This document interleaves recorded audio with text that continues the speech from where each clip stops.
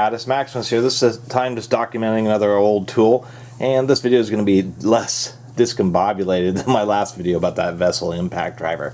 What we have here is a Pexto, and this is actually a company that's still around. If we take a little bit of a closer look, I wanted to show you a couple things here. Whoop. There's our Pexto brand, of course American made. They're still around. They make industrial sheet metal processing and handling equipment. And one other thing this took me a bit to kind of decipher that, because that stamping is not very easy to read, but I believe that says solid bar. And that actually means something. So on my channel, maybe a month ago, I reviewed a Bemison Call. These are like 1920s through 1940s style adjustable wrenches. These actually were made for fasteners. They weren't really pipe wrenches, but they were kind of universal. They could be used for both. These wouldn't work on smooth pipe, but you know, fittings with hexes and that type of stuff. You just have a long linear screw. And this one actually, the screw is working pretty well, but it's certainly seen a hard life. This jaw is really pretty torn up. It's really been hammered a lot. These were actually designed to be used as hammers. And this one has a unique, and that I'll get to that solid bar in a second here. But I do want to mention that the big disadvantage to wrenches like this is when you open them up, this jaw goes linearly downwards.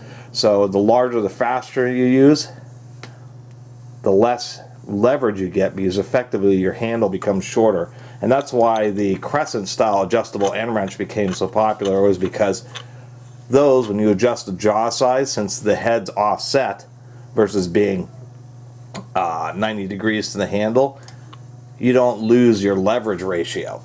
Now, the solid bar means that this whole handle, including the head, is all one piece forged. It's kind of hard to see here, but this head is not actually forge welded onto this bar.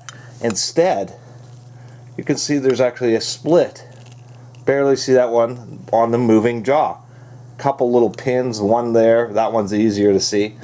And what they did is they forged this all one piece, since it is going to be used as a hammer.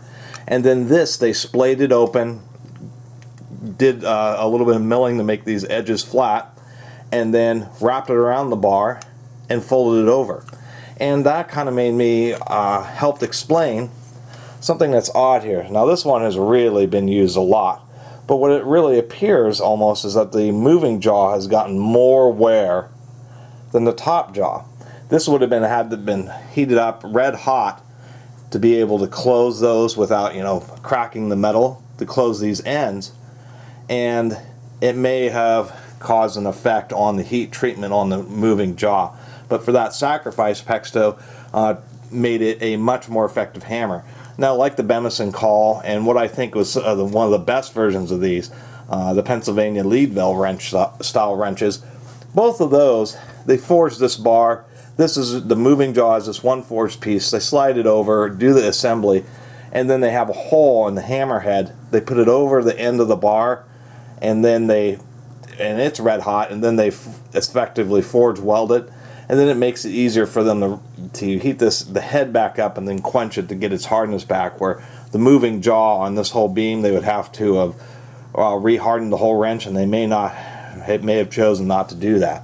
Because that's the best thing I can think of, because it really looks like this lower jaw is just much more punished than the upper jaw. And of course that's kind of the issue with these, although all adjustable wrenches, when they get really worn, the jaws start forming a V and are a little bit more likely to cause them to strip out a fastener. Anyway, not a lot else to say. They did do a pretty decent job with the wood handles. A lot of these old wood handle wrenches, the wood gets totally obliterated, but it also dates it to prior to World War II. I mean, I think they stopped making the wood handle ones just before that, or during World War II, and after that they all became steel handles. Anyway, they were made to take a punishment. We can certainly see that hammer face, kind of a wrench where, you know, they just threw tons of material at it, and that's why they're not really around anymore. Just super expensive because of all the material. the inherent design issue with you losing leverage. Better quality steels are also a lot more expensive, so they don't want to throw as much at it. And something like this, I mean, it's like hammer heavy. This is not a wrench you really want to be lugging around anywhere, you know. And it's just so much mass. And then something that's designed to really be a hammer is very good at being a hammer, and something more specific to being a wrench is really good at being a wrench.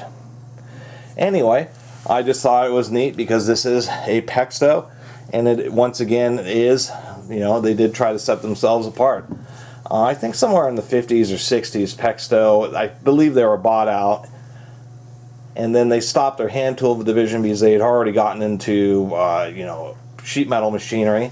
But it is at least neat to see that this same company is still around, even though it is, once again, industrial sheet metal machinery, that you can kind of pick up little pieces of their history, such as this heavy-duty Pexto, very classic style adjustable wrench. Anyway, I really appreciate everybody who's been watching and subscribing. If you haven't subscribed, please do.